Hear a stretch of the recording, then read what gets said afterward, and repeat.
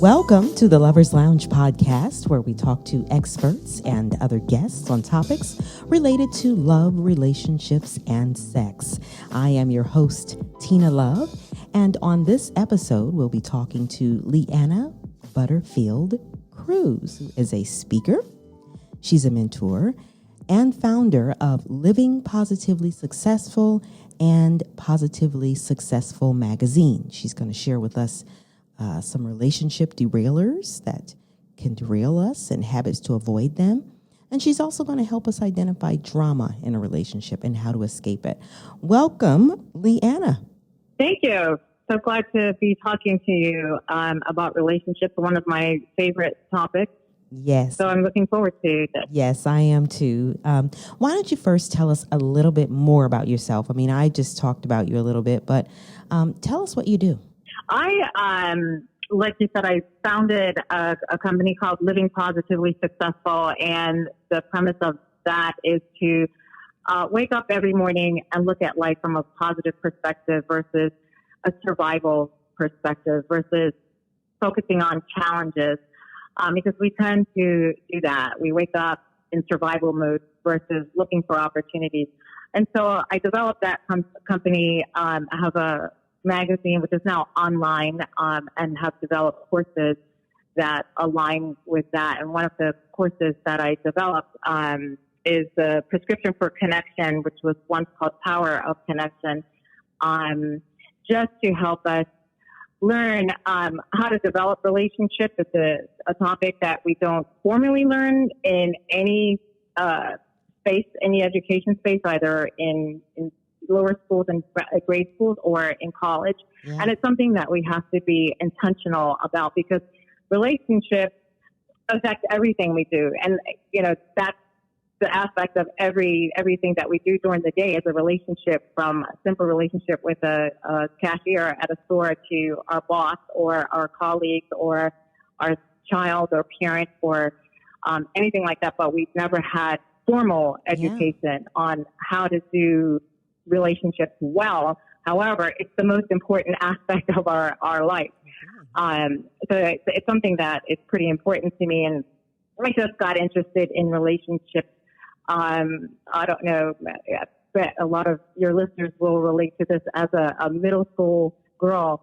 You know, when girls get just a little tiny bit mean, and you wonder why. What happened? You know, we were best friends last week. Why are we not friends this week? And trying to understand how that happens. If you're having a good relationship with someone, why would they sabotage it? And it's just from there that I got fascinated by relationships and how to develop a good one. And back then, you know, decades ago, How to Win Friends and Influence People was a book that I was on the market, and I started there. That's good. You know, how do you develop friendships? How do you develop relationships?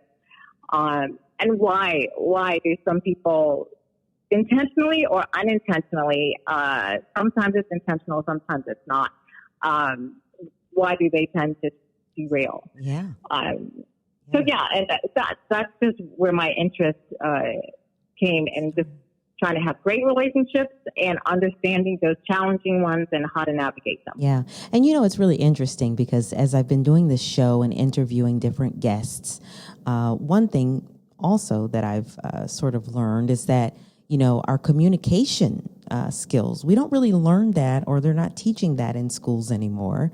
Well, I don't know if ever, you know, that's just a topic that tends to kind of get skimmed over. And like you said, it's so important, just like building relationships, communication.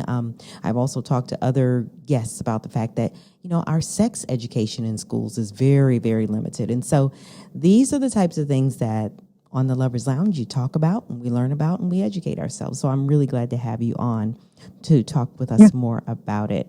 So, you know, when you talk about relationships, and I guess in this instance, I mean, you cover relationships, all kinds, like you just mentioned, but I'm thinking in terms of men and women relating together in relationships.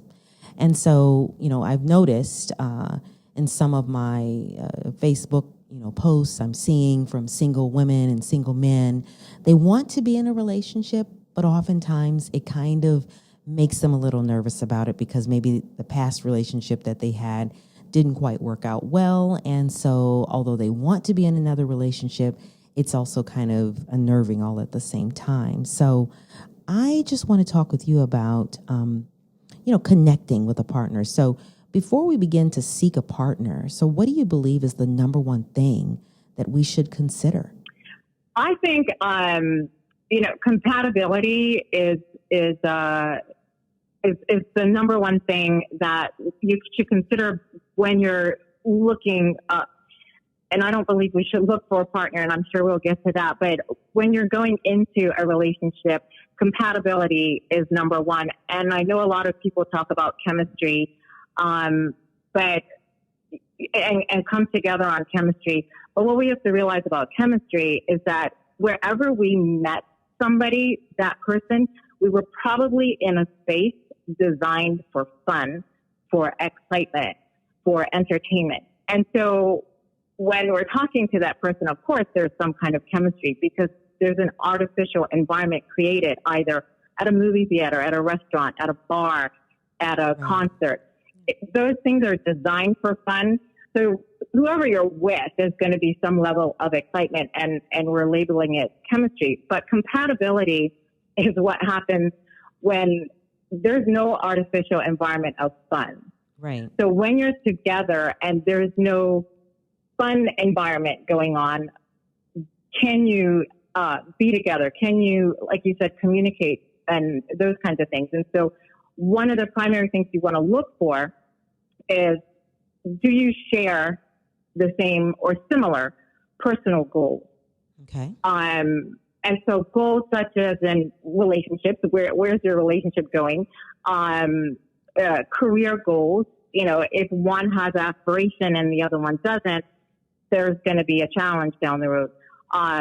Spiritual goals, physical goals, those kinds of things. Are you compatible with regard to those things? And you mentioned communication. Can you communicate well together? Are you compatible when it comes to communication? So can you exchange ideas? Does the other listen? Do you listen to each other? Are you interested in what each other has to say? Are you receptive? So you may have different ideas because we come from different places. We've had different experiences. We have different topics of interest. Are you both receptive to each other and what each other has to say? And then also with compatibility, can you be honest? Some people come into relationships with a facade. They're trying to fit in. Right. They're trying to be liked. They're trying to be the one. If you have to do that, at some point you're going to get tired of that. And the real you is going to come out. So you want to start that way. So you want to be honest from the beginning. Are you being honest? Can you be honest? Do you feel comfortable with this person? Or if you're in a situation where you feel like you have to suppress your part of who you are, it's probably not the right relationship for you. So you're looking for compatibility. You want to be able to have the same goals. You want to be able to communicate. You want to be authentic. You want to be able to support each other, be interested in each other. So I think compatibility is much more important than chemistry. Okay. And, you've heard the term like opposites attract, right? So yeah. I guess you're talking about then when you think about that personality or that kind of thing. So is it possible that you could have two people who, one person, just for example, is introvert and one person is extrovert, or do they need to be the same? I guess when you were talking about compatibility, it kind of made me think about that. What's your take on that? So you have to come to an agreement on that. So if you have, if one of the partners is an introvert, the other is an extrovert, and they're okay with that, that's fine. There becomes a problem with compatibility if the introvert resents the extrovert. They resent them being friendly with everybody at the party, or being talkative with everybody at the networking event. If that becomes a problem, that's an incompatibility. So in that case, opposites don't attract. But it won't work out. But if the introvert is okay with the extrovert's behavior and vice versa, then there's no problem with that. So it really comes back down to compatibility, your agreement on the relationship. Do we agree that we're okay with who we are? So, opposites can attract, but naturally opposites could be a disaster as well. If you're not in agreement with each other's behavior. Yeah. And I think one thing too that you said that I'm kind of thinking about as you were talking about being honest about who you are right in the beginning, because, it's funny. People joke like, when you're dating someone in the beginning, you're like, that's your representative. That's not necessarily who you really are. Mm-hmm. But, that's the unfortunate thing, is because if you're pretending or your representative is there and you're not really there, then after a few months, you're going to come around to who you really are. And then, like you said earlier, it's not possibly going to work out because you weren't being authentic. Right. And then one or both parties become resentful because either one feels they're being lied to, or one decides, okay, I'm going to let my mask off and you just have to accept me for this person who I actually am. When, the other party is saying, wait a minute, that's not who you've been in the last 4 months. Where did this person come from? This isn't what I thought I was getting. So being authentic from the beginning is for both parties is best. Because if not, like I said, it'll derail. You're going to develop some kind of resentment. But so many of us feel like we have to put on this facade to try to fit in, because we're seeking this person that we have this list of who they are and how they should be, and we know we need to be a match for that person, so we put on a facade to attract them. But like I said, when the facade comes off, it's just a recipe for just disaster. Right. So how significant is being open to attracting the right relationship? How significant is that?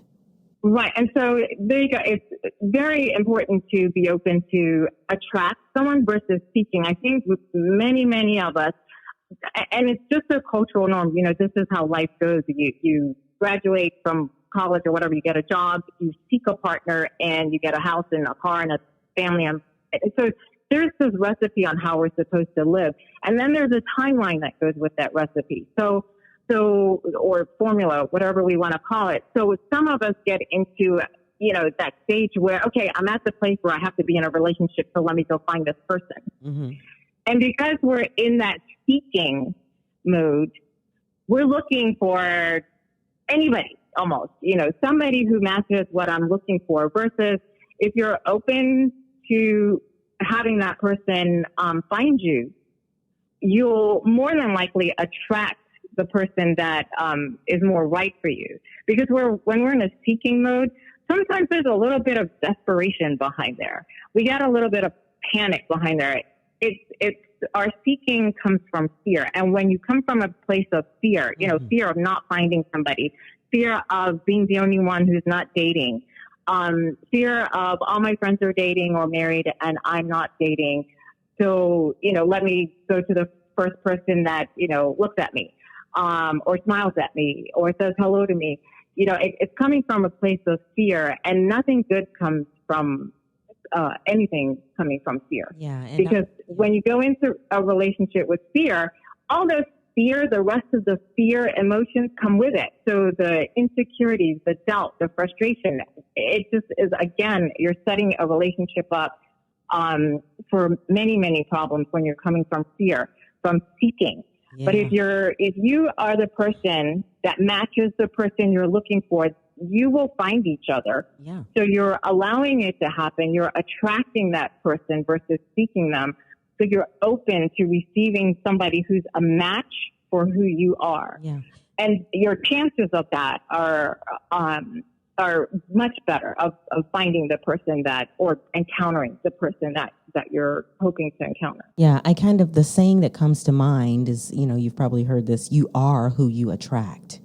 So Mm-hmm. it's Yeah. interesting because, as you were talking about, the fear or, oh my God, I'm getting old. I need to, find somebody. I need to be with somebody. And Mm-hmm. so it's that, desperation or, on the streets, they call it the thirstiness or whatever, the insecurity, the fear. Mm-hmm. Then 9 times out of 10, if that saying is correct, then you're probably going to attract a person that has that same insecurity, fear, and then how's that? That's going to be an ugly relationship. So yeah, I get it. And we have to unsubscribe from those rules. And, like I said, I speak on this on many different topics that I teach on, but with respect to relationships, is unsubscribe from that rule that you have to be in a relationship by a specific time, Yes. or that you have to be in one at all, or you have to stay in one that's not going well for you. Yeah. Unsubscribe from, those cultural, social norms that are set up by we don't know who. We don't know where these rules came from, but right? Yeah, we're following them. We're following rules for somebody who we don't know who set it up, and it doesn't align with who we are. It doesn't align with our life.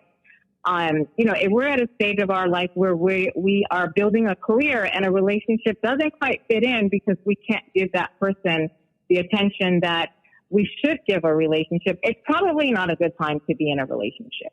Right. And be okay with that. Yeah. So I think unsubscribing from relationship rules from people we don't know who established them is important.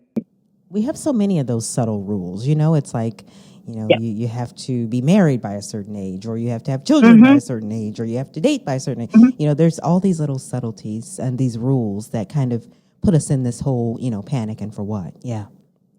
So there's 7 common relationship derailers, and I'd like you to share with us what they are. Yeah, so that's from a download that I've made available to people for a while now. And one of the first ones is stories. And I think we kind of mentioned this a little bit at the beginning of our discussion. That we each bring our own stories from our own perspective into our relationship. And some of these stories are misunderstandings. And they developed from past relationships. So we talked about past relationships where they didn't go well. And we make up a story about why that didn't go well. We don't look at it objectively. We look at it from how it affected us. Right. So our stories come from the past relationships that didn't go well, generally, whether they're with our, again, siblings, whether it's someone we dated before, an ex-spouse, a friend who we were close friends with who was disloyal. We bring all of those kinds of stories from past relationships and past experiences into our current relationship. The thing is, we both partners bring their stories from their own perspective. Wow. And they're not stories that we talk about to each other. They're stories we are operating from. Deeply hidden, yeah. And like I said, they're generally misunderstandings. We can take the example I just said before, someone who was committed to their career versus their relationship, had to part ways from their partner. The partner who wasn't as committed to their career may say, you know what, he or she didn't love me. I wasn't good enough. They were disinterested. People who are interested in careers can't be in relationships. They're making up stories, and they bring that story into current relationships. But they're not talking about it. It's just something that's in the back of their mind that they're waiting for the signal that this person is going to leave or doesn't value me or whatever the story is they make up. Right. Those people are bringing those kinds of stories into the relationship. And when those stories come up and we don't discuss them, that can derail a relationship. The second thing is ego. Our ego develops because of things that we want. We generally, initially, and always want attention, approval, and those kinds of things. So our ego is trying to get us what we want, our attention and those kinds of things. But it also protects us from pain. And so we're in a space where we're trying to get what we want, but protecting ourselves from pain. Again, both people are doing that. And and both of those egos are competing. They're competing for attention. They're competing for protection. Wow. And so, again, you bring them together, that's a recipe for unnecessary challenges. Yeah. Emotional triggers is something that can derail a relationship, because as soon as you're in a relationship, you start to notice what triggers people. And some of us use those unfairly. So when we're in a negative place, we use them to trigger the other person, to make them feel a little bit of pain, a little bit of hurt, a little bit of discomfort. That's a no-no. You should never use emotional triggers to manipulate anybody. One of the fourth one, which, it's a lengthy discussion, but not understanding the difference between love, fear, and hate. So we mentioned fear a little bit earlier, that many of us come into relationships from fear. Right.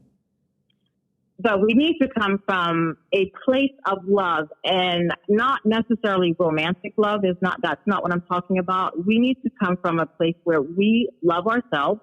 Mm-hmm. We are overflowing with love for ourselves, so that when we come into this relationship, we are compassionate, we are kind, we are already joyful. We're not looking for somebody to bring it. Yeah. make us feel love. Yeah.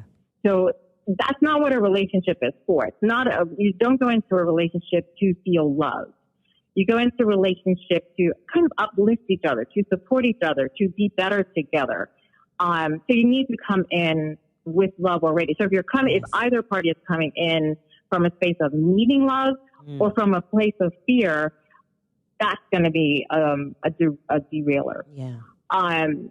Another one that derails any kind of relationship is judgment. But we've been taught judgment from the time we were little. You get your grade school paper back, and you get all the red X's for everything that you did wrong and the red checks for everything you did right. So we're judging ourselves from that. Oh my gosh, we got this wrong. What did we do wrong? So we're trained to judge ourselves and judge other people from a very young age. But unfortunately, we're not taught the significance of judging. And what we do is judge others, we judge ourselves, and when we're judging ourselves, we hide the part of us that we're judging as negative, as bad. So we don't show up as our authentic self. Yeah. So when it comes to judgment, either A, we're not showing up as our authentic self because we're hiding something, or B, we're looking at our partner to see what's wrong. And, sometimes that we have it in the back of our mind, sometime down the line, I'm going to fix that. Mm-hmm.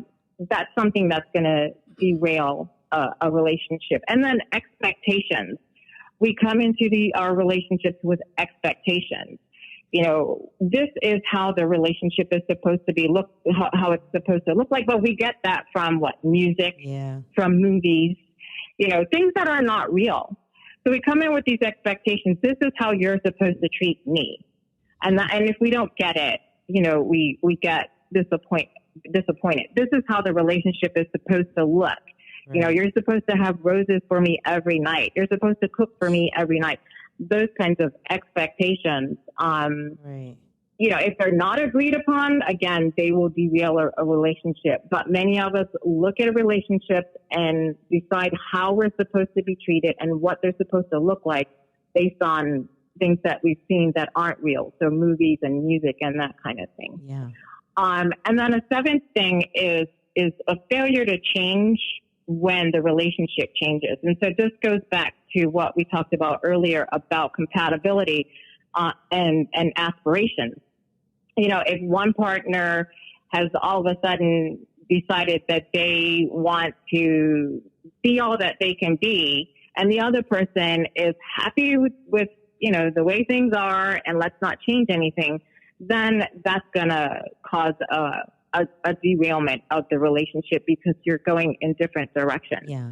So that one can be offset from the beginning, looking at compatibility. But if you don't change when the relationship changes, and sometimes you just don't even know, opportunities may come years down the line and one of the partners wants to take it and the relationship changes. But if you can't change as the relationship changes, then there are going to be challenges and cause for derailment.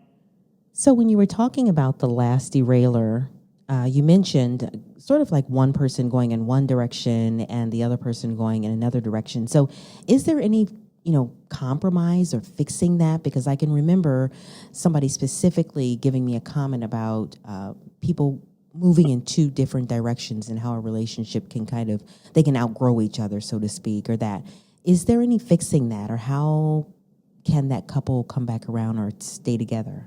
Or is it possible? You know what? It is absolutely possible. And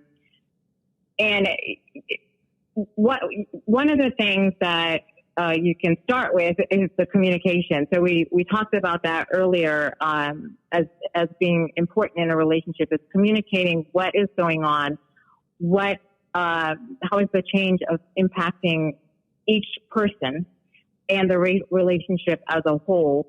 And now what are the expectations? What does each partner believe may happen as a result of these changes that are going on? And then you have to come to an agreement of, can we deal with it? Right. So you may go in different directions. It may be permanent. I'm permanently climbing this corporate ladder and I'm permanently, taking a career in travel. Will that work? And then for some people, that actually does work. But for some, if you've decided it's not going to work, what's the next step after beyond that? So yes, it can work, but communication from every 360 degrees, how does it impact each person and the relationship? What's the relationship going to look like going forward?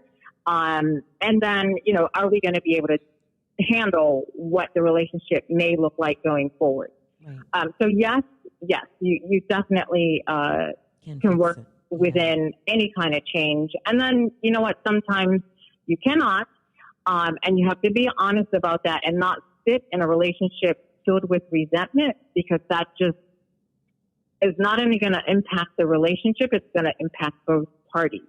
So the person who's trying to do better is going to be impacted by the person who's sitting there being resented, because you're influenced and impacted by everybody who you're in relationship with. So if you're in a negative relationship, it's going to show up in your work. It's going to show up in your creativity, your productivity, the language you use, everything you do. Right. So it's not fair to be in a resentful situation because someone is changing and you say, okay, I'm okay with that, and you're really not. It's not fair to you because you're feeling bad, and it's not fair to the other person because, now they're in a negative energy situation. Right. And it's going so it can work. Yeah. And if there's resentment, then it's going to negatively impact other parts of your life. And so you deserve better. Yeah. Okay. Yes. So you also talk about 5 habits to avoid those derailers. And I guess we've kind of touched on a little bit of them now, but can you just give the 5 habits to avoid the derailers? Yeah, and so one of the things to do, and not necessarily a habit, or it could be a habit, is to understand relationships, but it's actually going into a relationship being your best self. So having already worked on yourself, because understand that relationships are curriculum. When you're dating or in your relationship with your sister, your sibling, or whoever, these are curriculums for that make you aware of your triggers, of what you want from a relationship, all of those kinds of things. So be aware of those kinds of things, and in your awareness, you're going to develop this first habit, which is to engage and be present. Be present and be patient. Mm-hmm. So if you're engaged in the relationship, which means you're present, you're aware of what's going on, you're not looking into the future, you're not, bringing baggage from the past, you're just here in this relationship with this person. You're trying to understand how you work together, who this other person is, and where everything is going, and you're bringing the best of yourself. And so number 1 is be present and be patient. The second one for me is to go into a relationship with good intention.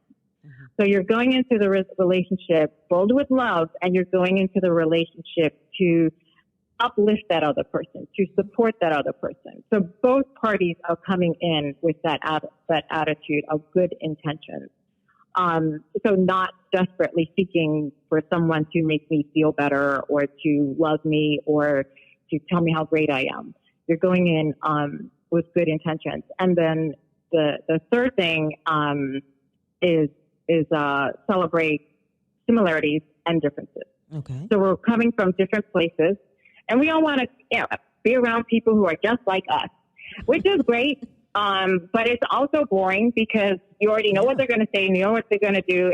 There's nothing interesting in that, and it's easy. And if you're coasting along in life, this is an aside from relationships, but if you're coasting along, then you're not growing, and life isn't going to get any more exciting. It's not going to expand for you.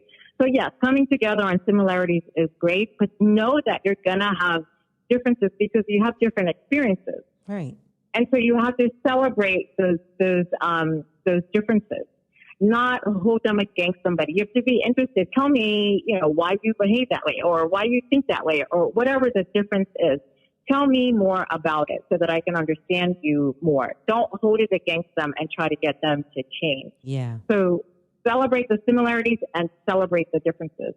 And then the third thing kind of aligns with that is be interested, right? So a lot of us come into relationships trying to be interesting, making these great stories of how great our life was and how great we are and how interesting we are, and not so much of being interested in the other person. But our favorite topic is ourselves.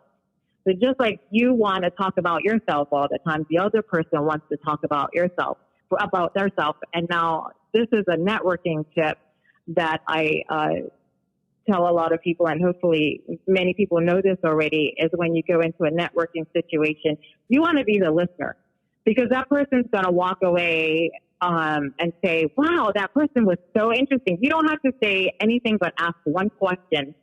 And it's the tell me about yourself question. And let that person talk and tell you all about themselves. And they are feeling great, and they walk away thinking, wow, that person was really interesting when you said nothing. It's the same kind of thing. Be interested in the other person rather than trying to have the focus on you so much. And you'll find if you're in the right relationship, if you're dating the right person, that will be reciprocal.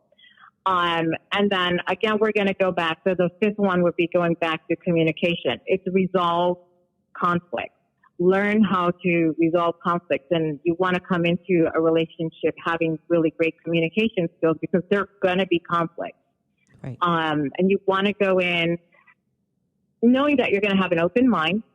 You're going to not only listen to the other person, you're going to hear their perspective. You're going to hear what they're feeling, why they feel what they're feeling, what they are observing. And you're going to do it with non-judgment, because the objective is for there to be an exchange of ideas so that you can come to a solution. Right. So those are the five things that habits that you can develop to avoid all of those derailers. Yeah. And so when you were talking, I was thinking about the tendency, I guess, to try and change someone, because you were saying, accepting the similarities and the differences.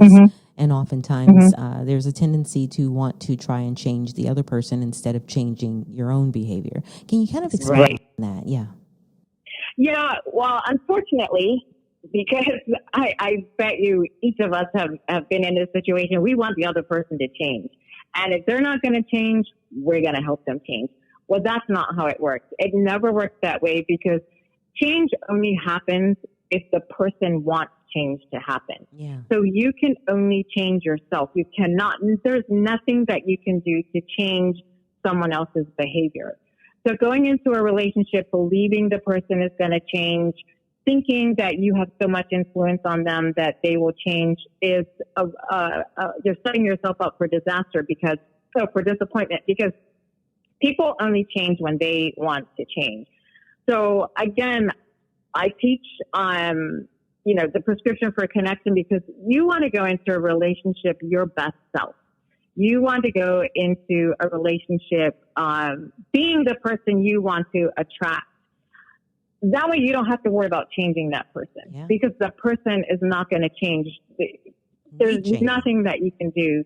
You cannot manipulate anybody into changing. You can't threaten people into changing. It's a fallacy that's going to happen. But you can definitely change yourself. You can change your perspective. You can change how you show up, but you cannot change how anybody else behaves. Yeah. And why is it then that though it's there's this, I don't know, you just kind of want to change that other person instead of changing yourself? Like, is it just because it's easier to even think about, maybe you can change the other person rather than go through changing yourself? Is that why people tend to want to do that? You know what? It could be from past experiences. Again, in those early relationships, we change to fit other people's demands, right? So whatever our parents wanted back years and years and years ago, we changed to be whatever our parents told us to be. We want to jump on the sofa and our parents didn't want us to jump on the sofa. Well, we had to change our mind. We were in school and we wanted to run around the classroom and the teacher didn't want us to run around the classroom. There were penalties for all of this. So we had to change our mind. So we're used to somebody else changing us. Right. But those are people in positions of power. You're not going into a relationship with power positions. You're going in as equals. And whether our parents and our teachers and our coaches and our bosses who behave that way are right or wrong, we have to now understand that's just not a good way to be because we don't have power over people in that way. That's one thing. Another thing is who wants to look at themselves and think that anything's wrong with them? Right. We think we're perfect. Right. So everything's fine with me. It's the other person that has the problem. Yes.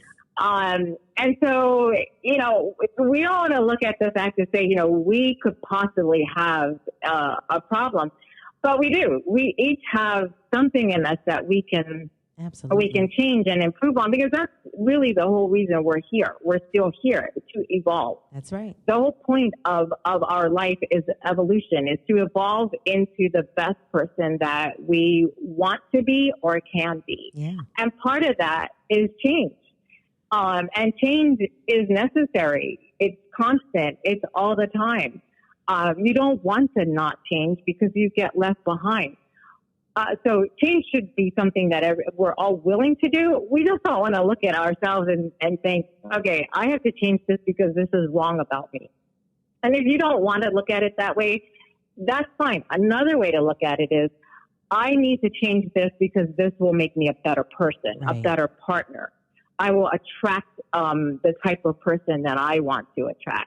So don't look at it as a negative thing. This is a thing that's wrong with me. Just look at it again, and this is why I developed Positively Successful. It's because if you look at things in a positive way, you get further faster. Yeah. So rather than looking at it from, this is a thing that is wrong with me, look at it as, here is an opportunity for me to become a better partner. Yeah, exactly. Okay, so I've seen you mention the term a relationship detox. So what would be an instance? Well, first off, we need to find out what a relationship detox is, but then also what would be an instance in which a person would need a relationship detox?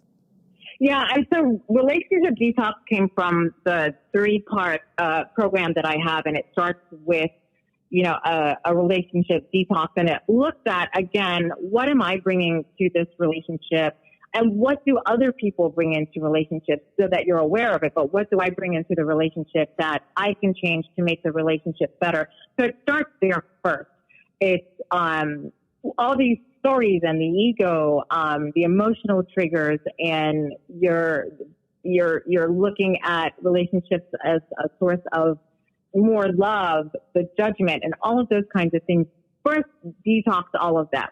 I look at all of that and give you tools on how to change those things so that you go into a relationship as your best self to attract the best partner, so that you're not having to detox a relationship that you're already in. So, detox all these things from yourself first.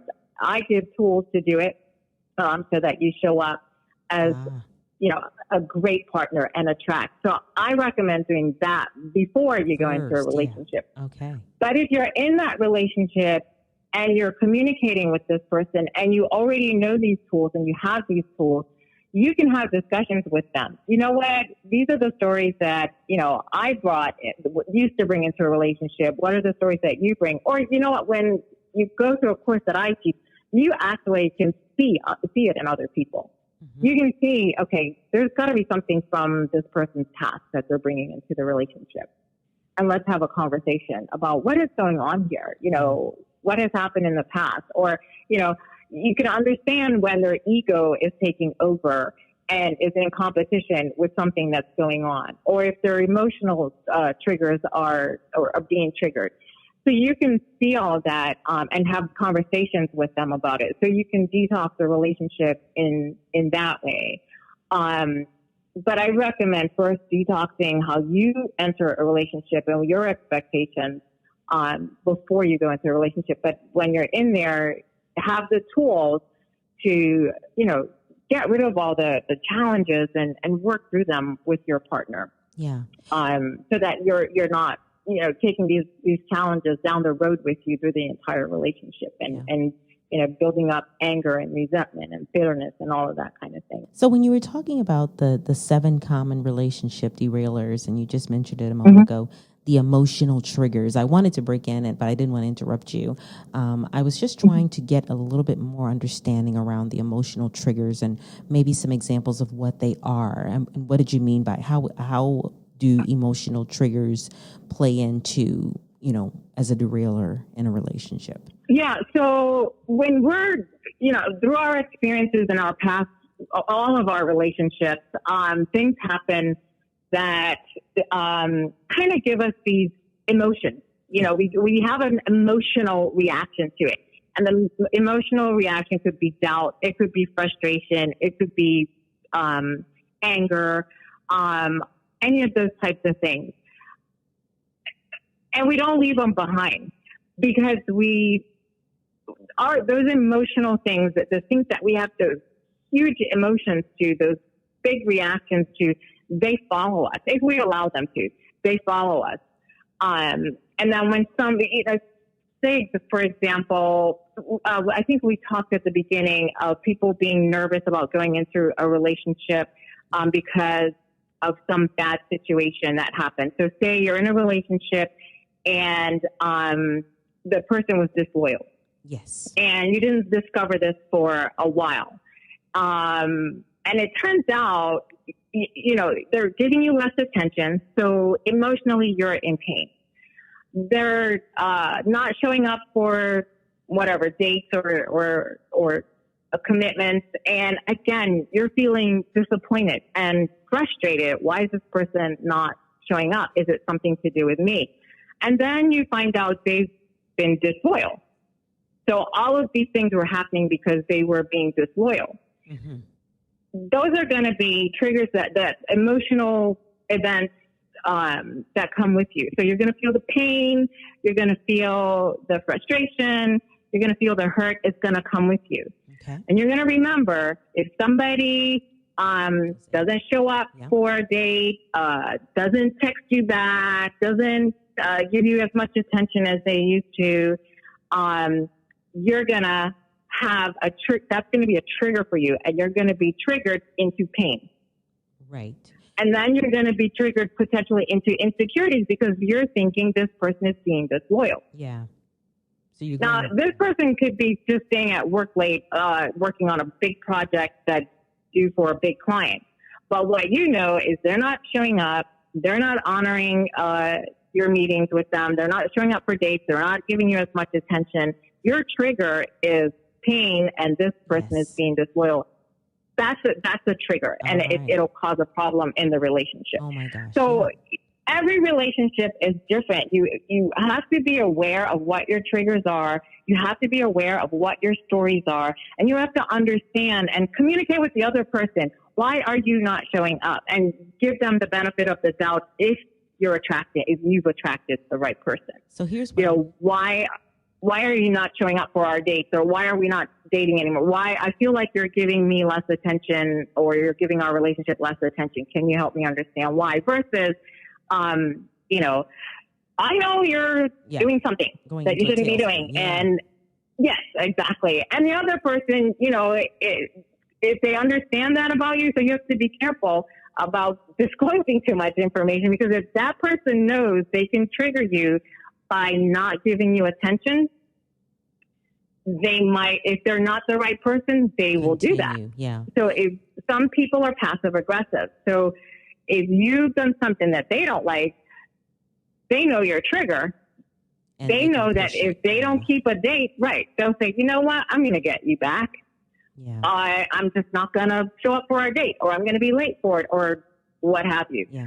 So, those are examples of triggers on both sides, where, you know, either party can use, can bring a challenge because of an emotional trigger. So, Leanna, if somebody's listening right now and they understand that, you know, they have that emotion tied to something that has happened in the past. And, you know, I think that was a perfect example there of something happens and it takes you back there.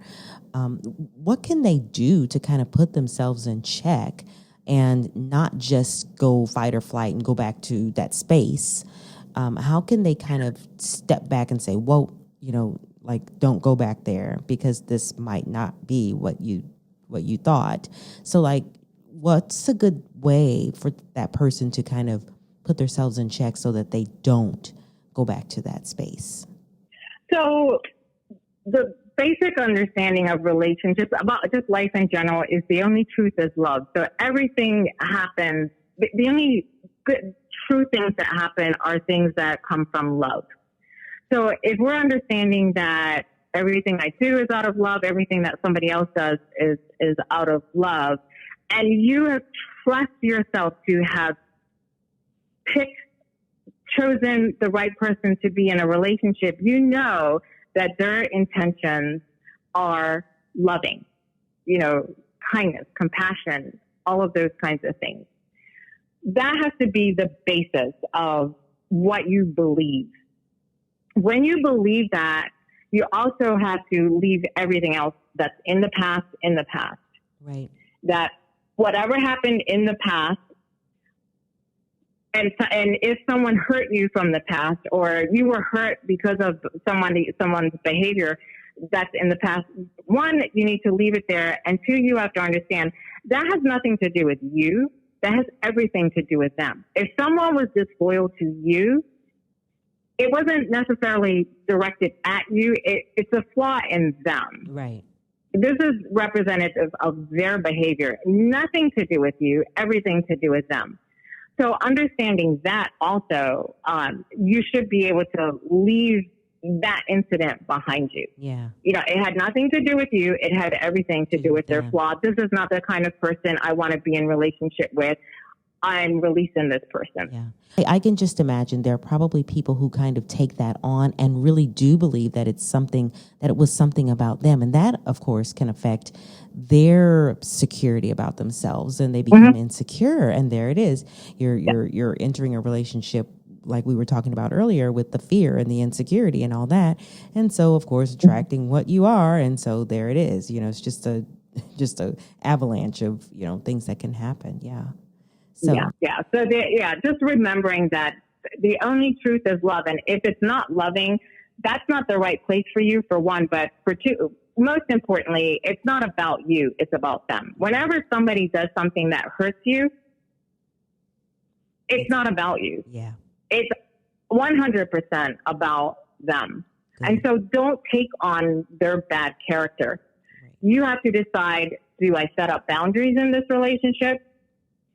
Can I talk to them about their behavior and hope that they change? Or is this the relationship I need to walk away from? Okay. And, you know, interestingly enough, I was going to ask you about drama in a relationship, but that sounds like we've kind of covered some of that drama in a relationship. And that's a perfect example of some drama that can come up. Okay. So you talked about your classes. and your magazine and everything that you're doing. So how can a person, if they're interested in taking your classes or learning more about themselves and really trying to be their best self, as you put it earlier, how can they get in touch with you? How can they take the classes? How can they do that? So I have lots of information on my website. It's Living Positively Successful. And if you go to that website right away, it will take you to a lot of free content. There's, I think, about 150 pages of free content on there, designed to help you change your perspective and look at life from a more positive perspective. There's a lot of relationship articles on there, but a lot of career information on there, relationships even related to your bosses. How do you manage up? Lots of information on there, and there's information on there about the courses as well. But if you want more, if your listeners want more information on those 7 derailers, they can go to Living Positively Successful /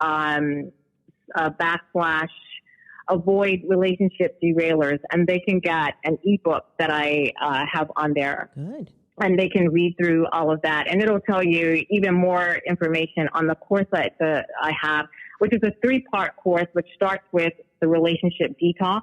Mm-hmm. And the second part is a series on creating space for change. So opening yourself, it's creating space for connection. So opening yourself up to be able to connect with that right person, that D1. And then the third part of the program is the art of connection. So that is actually the specifics on the art of relationships and how do you connect in relationships. So it's a 3-part series. They get more information in that download from there. And they'll learn about my other courses as well. Very, very good. Awesome. Thank you so much for coming on the show. I have really enjoyed our conversation, learned a lot, and I hope that my listeners, of course, have learned a lot also. So we've enjoyed you. Thanks so much, Leanna. Was a pleasure. I'm happy to share. It's one of the topics I can talk about for hours and hours and hours. Yes. I love relationships. Yes, yeah. I do. Thank you so much. And listeners, I hope you have enjoyed listening to the Lovers Lounge podcast, where we talk to experts and other guests on topics related to love, relationships, and sex. Of course, I am your host, Tina Love. And until next time, peace. And of course,